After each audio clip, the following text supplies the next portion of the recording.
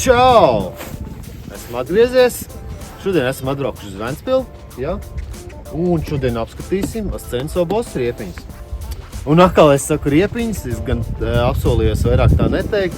Arī es ceru, šodien būs mazāk man visur, ja? Bet nu tad par riepām. Par nopietnām riepām. Riepām. Tātad Ascenso, šīs konkrēti ir 16,9 uz 28 diagonālās riepas.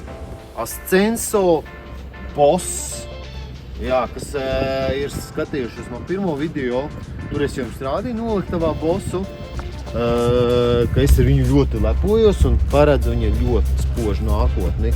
Dēļ kā? Tātad, tie, kas zina, diagonālās riepas ir cietāks, tad ļoti pateicīgas pret kaut kādām caurduršanām, pret kaut ko tādu. Un kā šis reiz arī ir komunālais traktors, kas strādā dažādas darbus. Gan tīru sniegu, palīdz granti iekraut automašīnās, tāpatās ekskavators, kas var izraukt bedri, kur vajag. Un šis būs pateicīgs par caurduršanu. Un kas ir svarīgi, kādēļ es tieši gribēju izcelt šo riepu, dēļ protektora. Protektors attiecīgi pārsvarā šādām riepām ir kļuškveidīgas, tādas tā kā skujveidīgas, bet mīnus tām ir, protams, caurgājumību ziņā viņas būtu noteikti labākas, bet tā kā šis traktors vairāk braukā pa pilsētu, dilšana. Dilšana ir ļoti svarīga lieta. Šīm riepām tātad jau ir izveidoti tādi, teiksim, tā pakārtas bloki, kas palīdz šai riepai ilgāk kalpot. Tātad, jo ļoti svarīgi, kad uz plakni, ja mēs skatāmies, cik tad ir tā gumīgas gaļas, vai kā mēs gribētu nosaukt viņu savādāk tur, cik ir saskars laukums, tad šīm noteikti būs lielāks nekā skujas protektoram. Protams, ir jāatcerās tas, ka radiālās riepas būs ilgmužīgākas, jo radiālajām riepām konstrukcija dod to, ka viņas ir platākas, tāpat kā automašīnām riepām. Atceramies mūsu vectētiņas, kas brauc ar vecajām Volgām, kam bija tādas pusapaļas riepas, tā kā velosipēdiem vēl šubaldien ir, ja? Nu, attiecīgi dilst ātrāk viņas, jo arī šeit mēs arī varam redzēt. Tomēr šīs riepas nedaudz pusapaļas, kas dod to, ka lielākais centrs būs uz augsni vai uz asfaltu, kas viņi ātrāk nodils attiecīgi.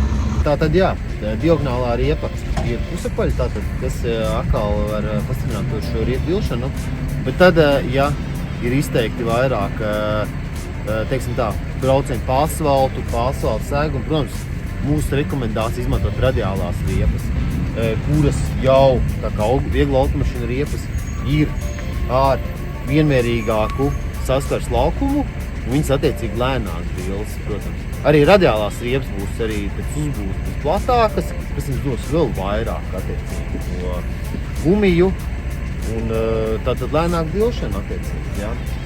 Bet noteikti daudziem klientiem svarīga cena, pareizi.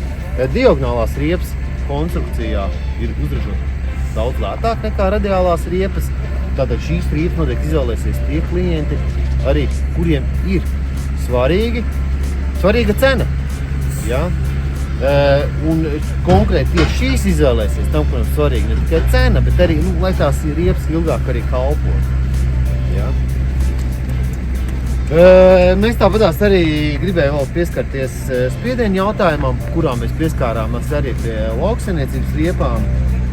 Un šeit arī vēlos parādīt, tātad šīm riepām ir arī indikators, ka viņam montāžas spiediens ir 2,5 bāri, bet attiecīgi ražotājs, tā kā norāda savā mājaslapā, norāda, ka šīm riepām darba spiediens ir 3,2 bāri, tātad vairāk. Atceramies, šis spiediens ir, lai riepa uzsēstos pareizi uz diska, lai nebūtu kaut kādas pēc tam problēmas ar disbalansiem, bet iepumpējot 3,2 bārs, tas jau būs riepa pareizais spiediens, lai noturētu gan traktora svaru, gan arī dārgus, ko viņš arī attiecīgi veiks. Konkrētās riepas nāk no Indijas, un konkrētām riepām ir 5 gadu garantija.